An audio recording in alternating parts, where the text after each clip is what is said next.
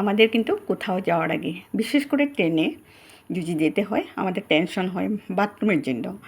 আমার তো হয় কি হয়, লং জার্নি থাকলে বাথরুমে আপনি একবার না একবার যাবেন, কিন্তু যদি বন্দে ভারতে যান আপনার এই বাথরুম একেবারে পরিষ্কার। আর যদি জল ফ্লাশ না করে অ্যানাউন্স করে দেয়, আপনার মোটামুটি মানে ফ্লাইটের মানে 80% ফ্লাইটের মতোই আপনার খুব সুন্দর একটি জার্নি। যদি আপনার মানে কম সময়ে যেতে চান, সকাল 6:15 ট্রেন ছাড়ে। আপনার একটু পরেই আপনার মশলা চাই এবং বিস্কিট নিয়ে আসে।